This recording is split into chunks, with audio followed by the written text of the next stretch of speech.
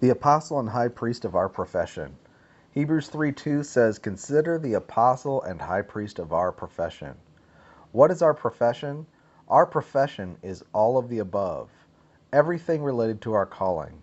With all this in mind, you have a very high view of a heavenly Christ who has been revealed by the Father. You see Christ in his work not just in the forgiveness of sins, but the entirety of his work, by his life, to produce the many sons of God, who are his body. All of this makes up the content of our profession. We are told here to consider the apostle of our profession. Did you know that Jesus is an apostle? Some people say there are only 12 apostles, but Paul said that Epaphroditus was the church in Philippi's apostle to minister to his need. What does that mean? They sent Epaphroditus to minister to the needs of Paul, and in doing so, he was their apostle, their sent one, which is what apostle literally means.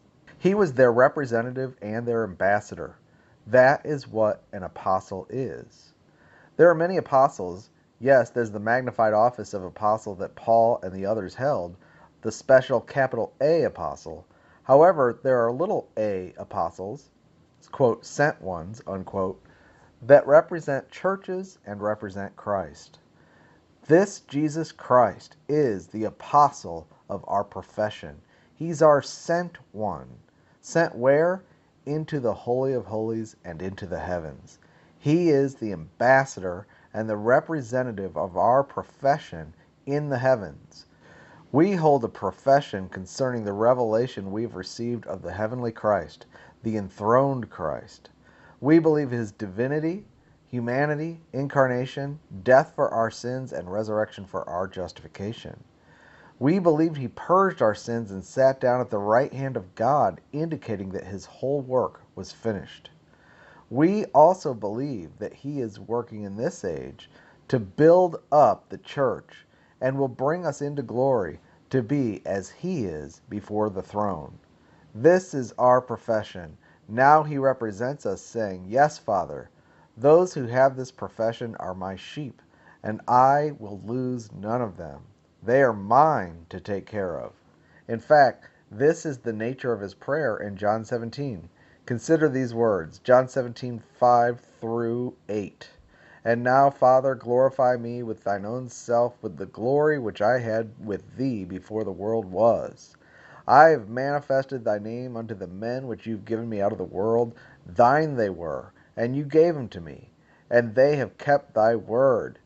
Now they have known that whatever things you have given me are of thee, for I have given them the words which you have given me, and they've received them, and know surely that I come out from thee, that they have believed that thou didst send me."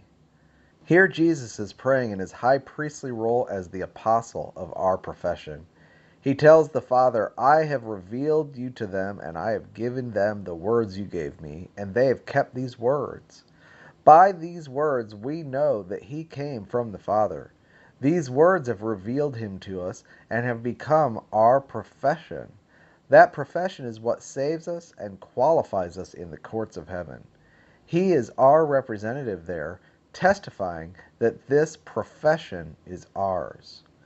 He is the apostle represented us in the throne room, just as Epaphroditus was representing the church at Philippi to Paul. The apostles were here to represent Christ to the church. Christ is representing us in heaven. He is our sent one. He went in as the captain, as the forerunner of our salvation, into the holiest of all, sprinkling his blood. Now he stands there as our representative, advocating for us, saying, "No accusation can come to them." They have the profession. How are we identified with him? By our profession of faith. Not only is he the apostle of our profession, but he is the high priest of our profession. And what does a high priest do? He perfects and maintains the profession. He maintains our position before God by keeping that profession alive and bearing witness in us. As the apostle, he represents us before God. As the high priest, He identifies with us and helps us and keeps us in the faith, supplying himself to us and declaring the Father's name within us. Abba, Father. He is making intercession for us to bring us through everything that the enemy, the flesh, and the world might throw at us, as well as to keep our faith intact. He is there to be our high priest to help us when we are falling into temptation. The temptation in Hebrews is to shrink back, fear God, think that he is a hard master, go back to the law, and reject the gospel. He is there for those who have professed faith in him, to maintain their profession and to help them in their temptation and in their time of need. That is what we really need the mercy for, that we would not fall away. We will not fall away because he is keeping us as our high priest. He's not like the priests that went before that couldn't continue in their office. He ever lives to make intercession for us in the power of his incorruptible life. He's faithful to maintain us before the throne and maintain us in our profession. The writer of Hebrews urges us to consider this one. Since we are partakers of the heavenly calling to be identified with him, let us consider him. Consider that he's the apostle representing you and the high priest maintaining this profession. He is faithful to him that appointed him. Who appointed him?